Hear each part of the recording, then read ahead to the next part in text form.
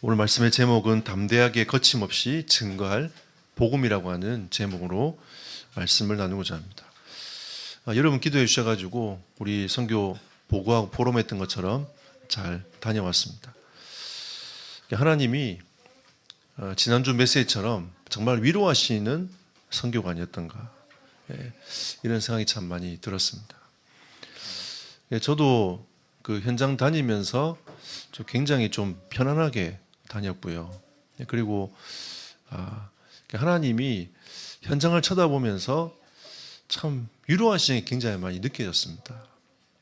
하나님이 예배해 놓으신 현장의 사람들 만나면서 하나님이 위로를, 선교사님이 위로를 받으시고, 또 저희는 인도 갔다가 이제 막혔기 때문에 캄보디아로 오면서 하나님이 행하시는 선교를 보면서 우리 목사님들과 사역자들이 큰 위로를 또 받고, 현장에서 하나님이 행하시는 그 전도 선교의 역사들을 보면서 또 저희들이 하나님의 위로를 받았습니다. 신학생들이 뭘 하겠냐라고 이제 저희 생각하고, 저희가 이제 복음을 얘기하고 할 때 아까 장로님 말씀하신 것처럼 진짜 충청도더라고요. 그래서 제가 웃었습니다. 저는 사실은 여기서 20년 동안 목회를 했기 때문에 전혀 반응이 없어도 괜찮아요. 근데 우리 그 강원도에 계신 목사님은 좀 힘들어 하시더라고요. 왜 아멘을 안 하냐면서.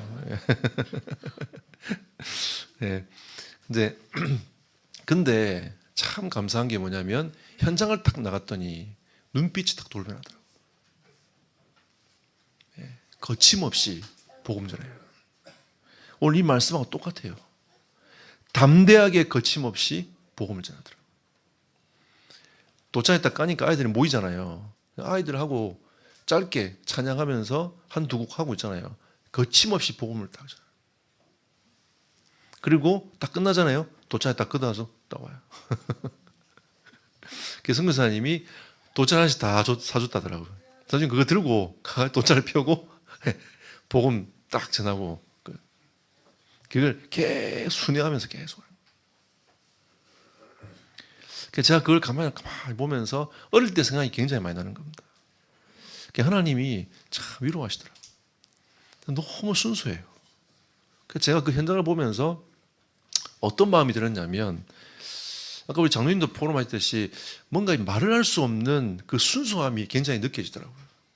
여러분들도 그냥 가서 보셨으면 좋겠어요. 여러분이 간다 하면 내년 본캠프도 편안하게 볼 수 있도록 버스를 대절해가지고 갈 이제 마음을 먹고 있습니다. 우리가 사실은 이 전도와 선교를 위해서 어떤 결정과 중심을 담아내는가? 우리가 중요한 일을 할 때는 다 정리해 놓고 그것부터 우선적으로 하지 않습니까? 우리가 한 생을 살아가면서 이 전도와 선교라는 걸 두고 봤을 때에 우리가 어떻게 하나님의 인도를 받아갈 수 있겠는가?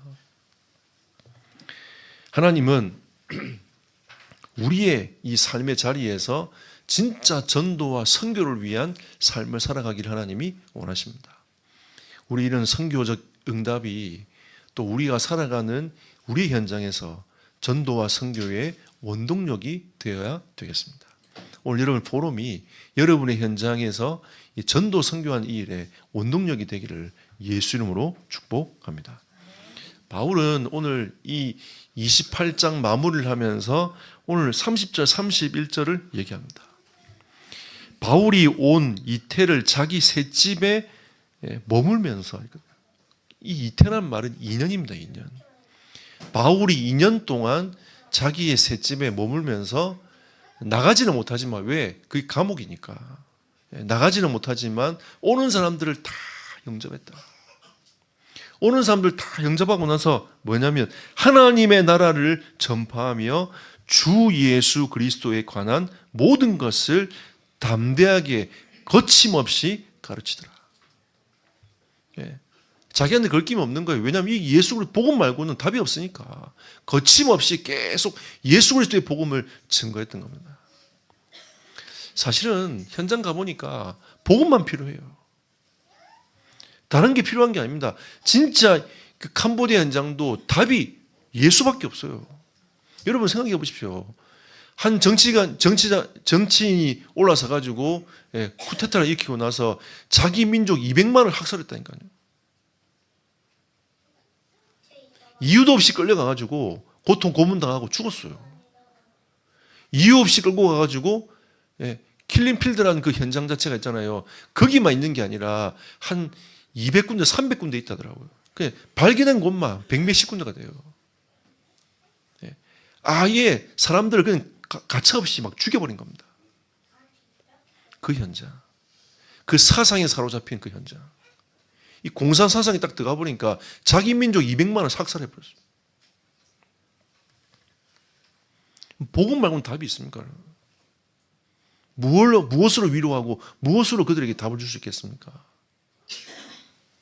그리고 태국도 마찬가지지만 캄보디아도 불교 나라예요. 이해하기 쉽도록 말씀을 드리면 그냥 캄보디아 절입니다. 절. 태국이라는 나라가 절간인 거죠. 나라 자체가 절간이야. 그러니까 우리가 가서 복음을 전하는 이거는 그냥 절에 가서 복음을 전하는 거와 똑같은 겁니다. 태국 가서 지난번에 보니까 남자가 자기의 아버지의 가산을 이어받으려면 또 재산을 이어받으려면 절에 2년 동안 들어가야 돼요. 그게 조건이야. 그러니까 태국은 98%가 불교인인 겁니다. 그걸 거부하잖아요. 그러면 아버지의 재산과 그 가업을 전혀 이을 수가 없게 되는 겁니다. 그냥 한국 사람들 2년 동안 군대 가지 않습니까? 근데 절에 들어가요. 캄보디아 현장도 마찬가지입니다. 아예 전체가 다 불교 지방입니다. 여러분 요만한 가게에 있는 향 피우는 거 봤지 않습니까? 그게 뭐냐면 가족 유골함이에요. 집 앞에다가 유골함 거기다가 그 죽은 사람 넣어가지고 그 앞에다 딱 안에 넣어놓고 있는 겁니다. 그래서 계속 향을 피우는 거예요. 아까 설명했던 그 한 분이 도끼로 그걸 깬 겁니다. 복음 딱 받고 나서 다 필요 없는 거죠. 도끼로 깨버린 거예요. 그리고 그 집에서 지교회가 딱 된 거예요. 마지막 그 현장에서 예배 우리가 드렸습니다. 복음에는 답이 없어요. 그 아이들에게 무엇을 우리가 얘기할 수 있겠습니까? 아무 소망이 없는데. 어릴 때 우리가 뭐 소망이 있었습니까? 저는 어릴 때 소원이 서울 한번 가보는 게 소원이었어요. 근데 우리가 무슨 세계복음화를 얘기합니까? 제가 복음 딱 받고 중국 선교 딱 들어가니까 그 아이들도 마찬가지더라고요. 아무 소망이 없어요. 세계복음화, 저기 달나라 가는 그 꿈 같은 얘기인 거예요. 이 아이들에게 세계복음화 얼마나 꿈 같은 얘기입니까? 근데 하나님이 중국을 축복하시잖아요. 저는 캄보디아 현장 쳐다보면서 맞아. 하나님께서 이 땅에 복음이 들어간다면 하나님이 캄보디아를 통해 가지고 세계복음화의 문을 열어가실 것이다. 복음에는 답이 없지 않습니까? 하나님이 우리나라를 이렇게 축복하시고 인도하신 것은 다른 게 아니에요. 우리나라가 설립될 때에 예배로 시작했습니다. 신앙인들이 이 국가를 중심으로 해가지고 계속 기도하면서 이 국가를 세워나갔단 말이에요. 하나님은 우리에게 이 복음 외에는 답이 없다라고 말씀하고 있지 않습니까? 하나님이 이 나라를 축복하시고 은혜 주셨습니다. 완전히 이 전쟁으로 폐허된 나라 아니었습니까, 여러분? 사상으로 완전히 무너진 나라가 대한민국이었습니다. 하나님이 복음으로 이 땅을 회복시키고 살린 겁니다. 캄보디아에 간증했어요. 너희도 200만이 학살당하고 고통을 당했지만 복음 붙잡으면 이 나라 산다. 모든 나라, 모든 종족의 문제가 동일한 겁니다. 캄보디아의 문제겠습니까? 우리 한국만의 문제겠습니까? 아닙니다. 이 땅의 모든 나라의 문제가 이 창세기 3장에 딱 잡혀 있다니까요. 사도행전 13장 11절에 보니까 안개와 어두움이 덮인 상태라. 하나님을 떠난 인생은 안개와 어두움으로 덮인 상태가 되어버렸단 말이에요. 덮이니까 그 나라 자체가 우상동네가 되어버렸어요. 사도행전 28장 26절에 보니까 들어도 깨닫지 못하고 보아도 알지 못하는 상태가 되어버린 겁니다. 오늘 여러분 28장 안 읽었지만 이런 상태가 되어버렸단 말이에요. 복음이 증거되어도 그들이 들어도 깨닫지 못하고 보아도 하나님 역사를 보아도 믿지 못하는 알지 못하는 상태가 되어버렸어요. 완전 영적으로 어두운 상태가 되어버렸단 말이에요. 사도행전 10장 38절 마귀에게 눌려 살아요. 어려워서 어려운 동료가 아닙니다. 눌려버리니까 비참하게 사는 거예요. 진짜 눌려버리니까 비참하게 사는 거예요. 제가 이제 다니면서 있잖아요. 그 사람들의 얼굴을 다 쳐다봤거든요. 비참한 걸 넘어가지고 완전히 마귀에 잡혀 눌려있어요. 복음 말고는 답이 없어요. 근데 그 아이들이 와가지고 신발 벗고 와가지고 아이들이 찬송 부르면서 말씀 듣고 과자 봉지 하나 들고 가는 그 얼굴이 또 그 10대들이 앉아가지고 있잖아요. 말씀 듣는데 제가 이제 그 말씀 사역하는 걸 가만히 쳐다봤거든요. 옆에서 하나의 10대의 그 눈빛을 가만히 봤어요. 그 말씀이 들어가는 그 눈빛 초롱초롱해가지고 그 말씀이 쫙 그 아이에 빨려 들어간 겁니다. 그 아이들이 왜 학교를 못 가냐면 부모가 자녀를 낳아가지고 돈 벌러 가고 그 아이를 누가 키웁니까? 그 10대 애들이 안고 있는 거예요. 난 처음에 엄마인 줄 알았거든요. 아니야. 누나야. 언니야. 그 아이들 학교 안 가고 있잖아요. 엄마 아버지는 돈 벌러 가고 그 아이를 안고 다니는 겁니다. 그 말씀 들으러 왔어요. 이게 완전 이 문맹률이 저 시골로 가면 약 30%가 올라가는 거예요. 그러니까 100명 중에 30명이 그걸 몰라. 그러니까 우리나라도 안 그랬습니까? 옛날 어르신들 그걸 몰랐잖아요. 그러니까 어떤 분은 복음을 받았는데 성경을 못 읽겠다는 거예요. 근데 이분은 진짜 기도하셔갖고 이 한글을 터득해 버렸어요. 성경 읽어.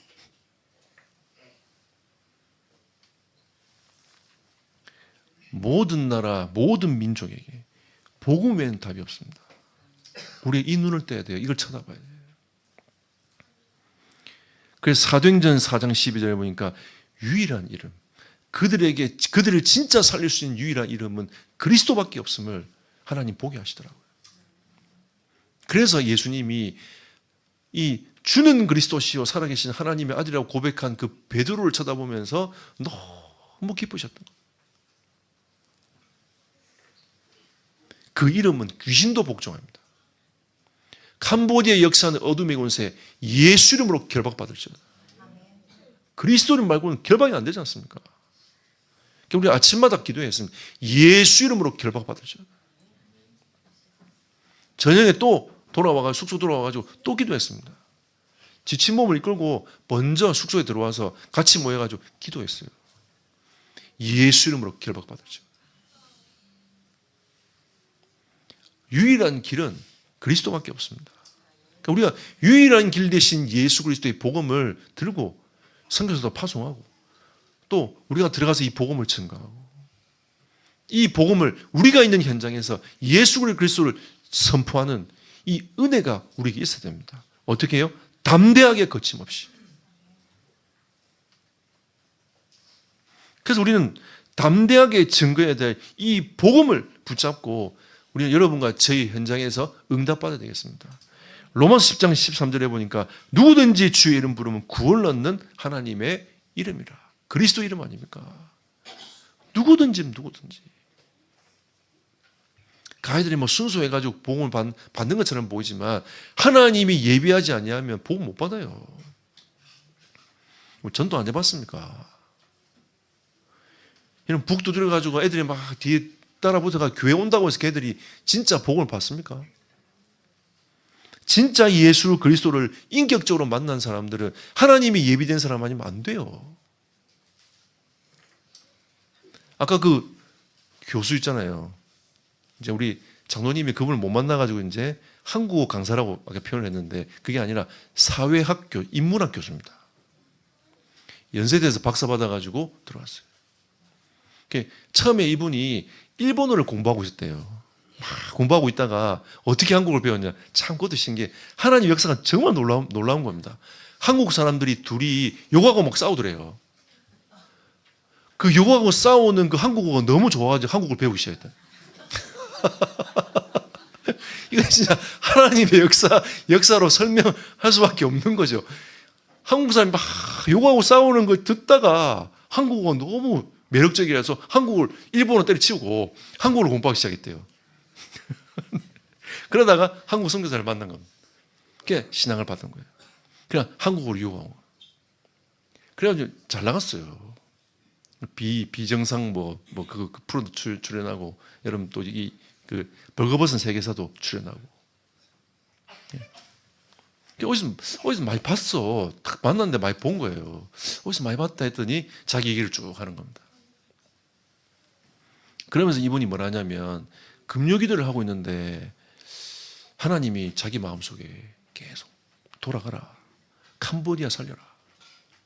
이래가지고 아무것도 묻지 않고 딱 포격 캄보디아 들어온 겁니다.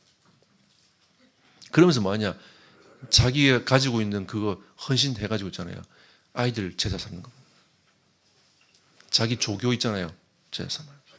그래갖고 그 학생들 중에 이제 모아가지고 이제 자기가 제자 훈련했듯이 몇 개월씩 제자 훈련한 겁니다. 목사님도 불러놓고 그 중에 몇 명 신학교 보내가지고 이번에 졸업한대요. 그 사역을 자기가 중심을 담아가지고 계속.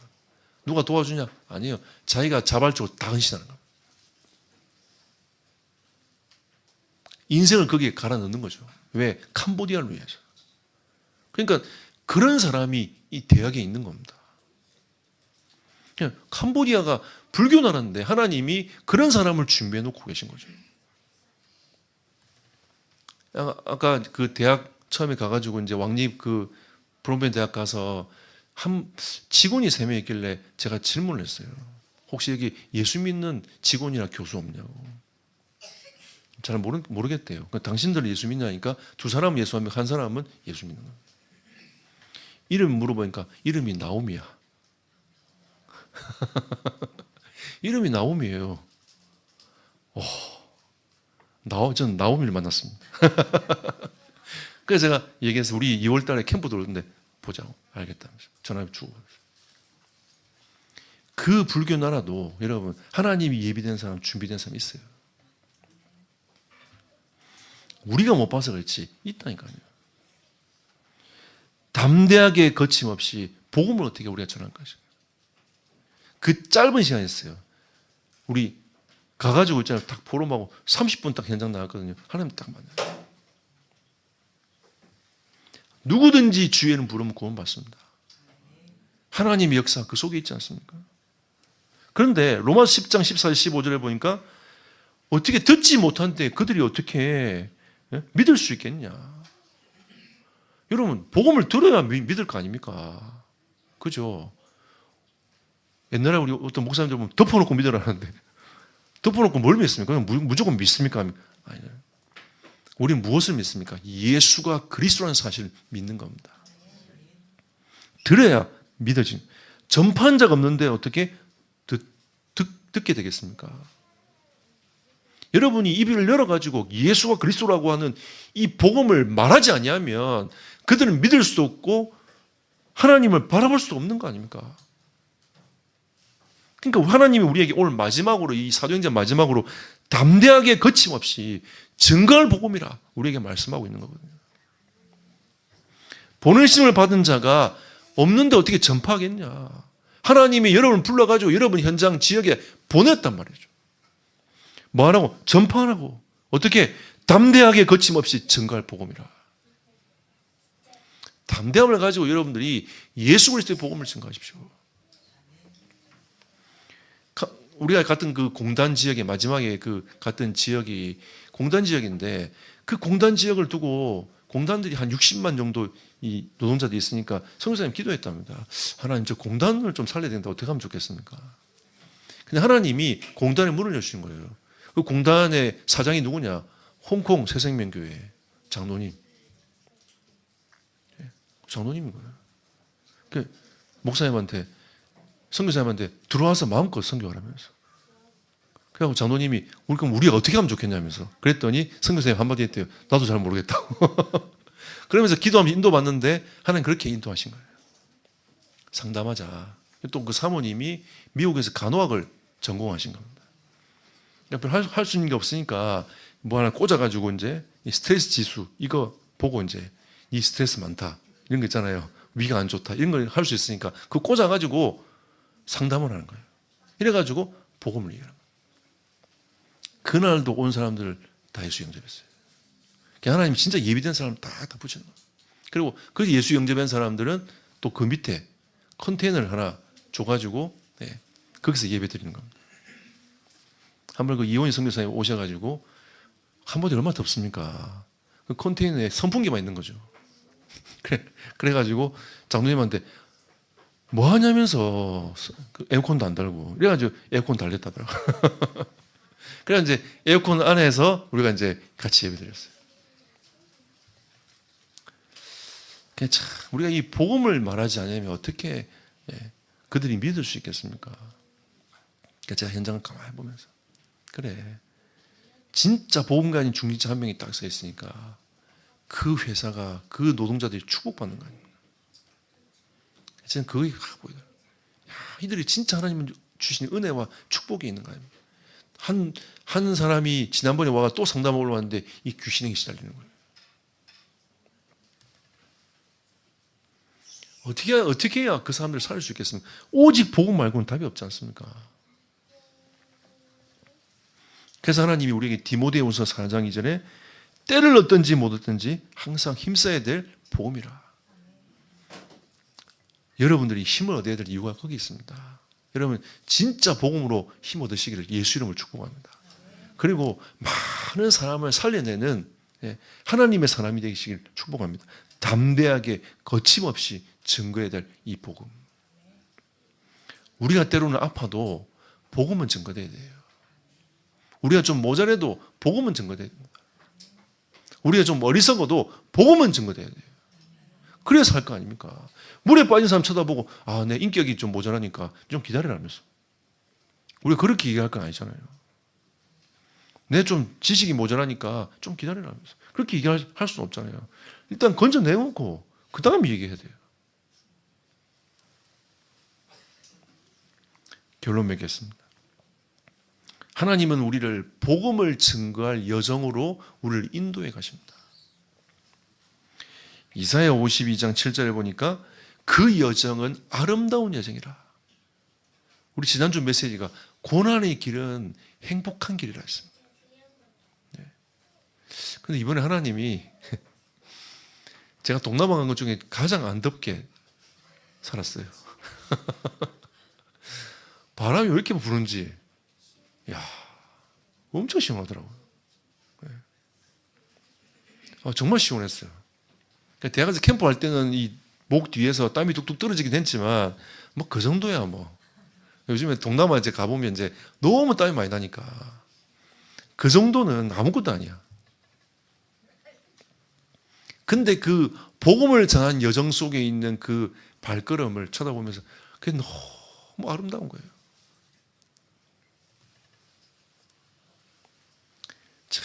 그 현장을 보면 그 신학교에 앉아있는 신학생들을 볼 때는 이게 말씀이 들어가는지 안 들어가는지 잘 몰라. 진짜 충정도 같아요. 딱 나가서 얘들이 복음을 딱 전하는데 너무 아름다운 겁니다. 진짜 너무 아름다운 여정. 우리가 들어가가지고 마지막까지 사역하다가 나왔거든요. 자, 우리의 이 복음의 여정이 아름다운 여정이 아닌가.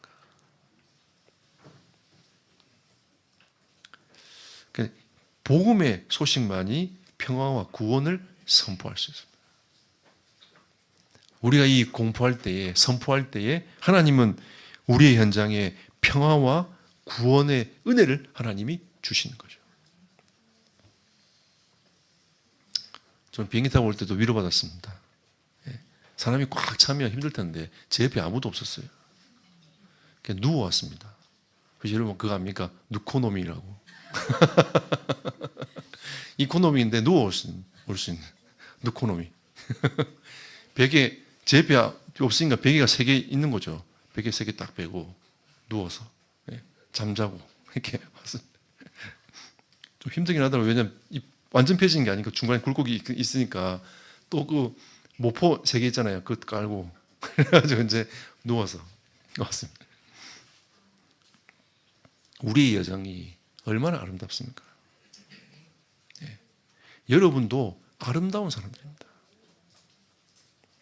왜 여러분이 아름답냐? 복음 받았잖아요. 그죠? 여러분 복음 말을 안 해서 그렇지. 복음을 가진 사람들 아닙니까? 얼마나 아름다운 사람들입니까? 아시아나 타면 여기 나옵니다. 아름다운 사람들. 아시아나 이렇게 하거든요. 근데 아시아나가 아름다운 게 아니라 여러분들이 아름다운 사람인 거예요. 복음을 가진 사람들이 아름답습니다.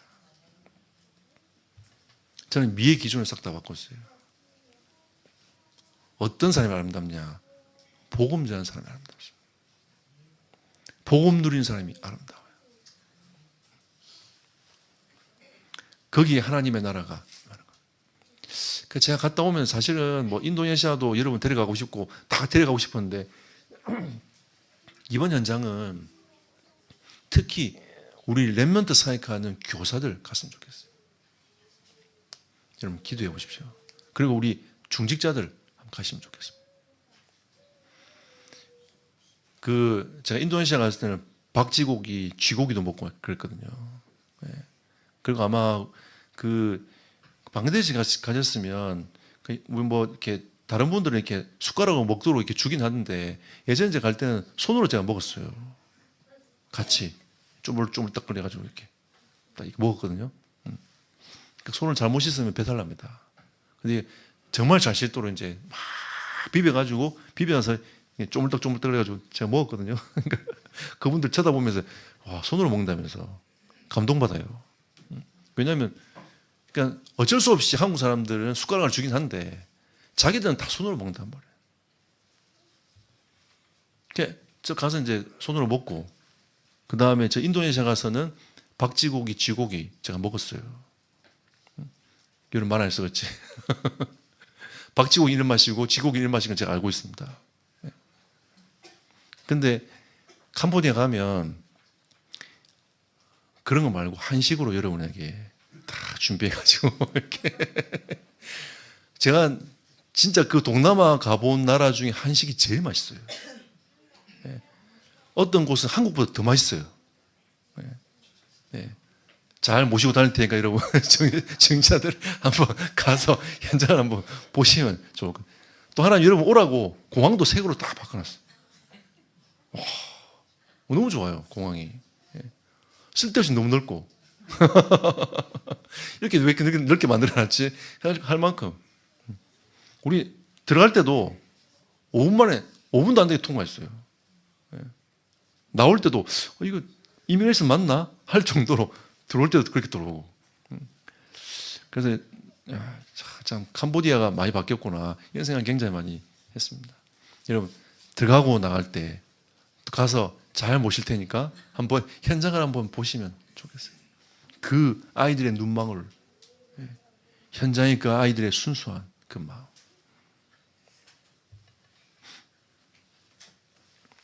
사도행전 28장 28절에 보니까 이방인들에게 이 복음이 확산되어지도록 하나님 그렇게 하신 것이다 라고 말씀하셨습니다. 237 나라 5천 종족에게 이 복음이 증거되어져 가도록. 저는 언젠가는 인도 갈 겁니다. 왜? 거기 2천 종족이 있으니까.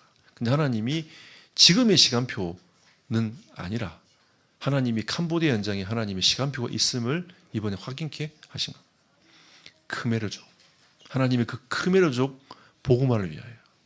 선교사님이 기도할 때마다 제가 기도를 가만히 들었거든요. 2가지를 항상 기도하시더라고요. 캄보디아와 크메르족 복음화를 위하여. 이 단어는 절대 안 빼요. 그 완전 사상 인이 박혀가지고 캄보디아와 크메르족 복음화. 이 이방인들 이 복음이 확산되어 가도록 이 만든 하나님의 역사. 그래서 사도행전 28장 31절에 보니까 이 복음이 확산되어져 가는 겁니다. 이 나머지 사명은 누구에게 있냐? 여러분과 저에게 있습니다. 바울은 자기의 사명을 달려가기까 주 예수께 받은 그 사명을 자기의 생명을 드기까지 사명을 감당했습니다. 하나님이 우리에게 이 사도행전 그 다음의 일정들을 써내려가도록 하나님이 우리에게 말씀하십니다. 29장을 써갑시다. 네, 30장을 써갑시다. 우리가 지금 몇 장을 써가는지 모르겠지만 어쨌든 그 나머지의 그 여정을 써내려갑시다. 우리 후대에게 이 언약의 증거로 전달해 주십시다. 하나님의 그 나라가 임하기를 예수 이름으로 축복하며 담대하게 거침없이 복음을 증가하는 여러분과 저의 삶이 되기를 예수 이름으로 축복합니다.